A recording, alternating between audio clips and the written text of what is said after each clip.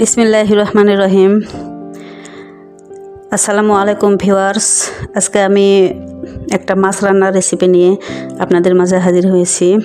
আজকে আমার রুই মাছ ভুনা একটা রেসিপি, সাধারণ পদ্ধতিতে অসাধারণ স্বাদের একটা রেসিপি এটা।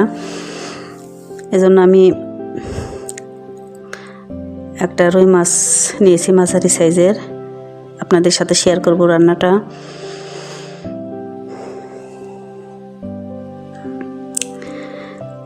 তো আমি মাছটা ভালোভাবে লবণ দিয়ে লেবু দিয়ে অনেকক্ষণ ধরে কষলিয়ে পরিষ্কার করে নিয়েছি। আর রান্নার জন্য এখানে একটা প্যান গরম হতে দিয়ে তেল দিলাম আর পরিমাণ মতো পেঁয়াজ দেব।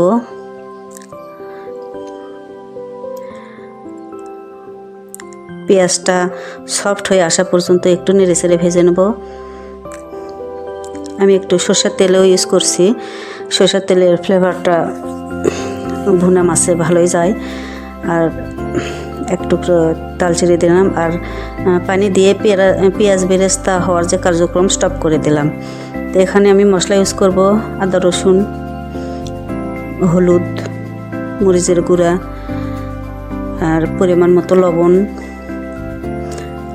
ধনিয়ার জিরা গুঁড়া হাফ চামচ। আর এটা হচ্ছে মাছের মশলা, এটাও আমার বাসায় তৈরি করা সিক্রেট একটা মশলা।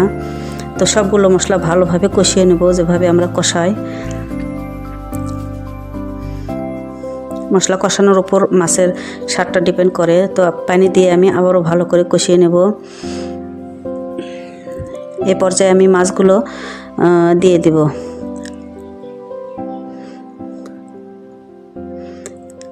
মাছ আমি এভাবে মশলার সাথে ভালোভাবে একটু ভেজে নেব। আর দিয়ে দিচ্ছি 5-6টা কাঁচামরিচ,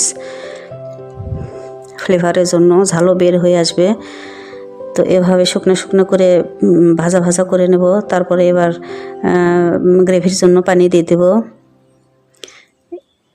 এই পানিতে আমার রান্না শেষ হবে। তো 10-15 মিনিট পরে আমি আসছি।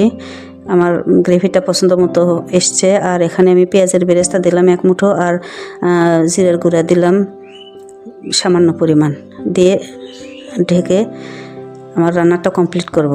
আমার রান্নাটা কমপ্লিট। আর আমি একটা সার্ভিং ডিশে তুলে নিচ্ছি।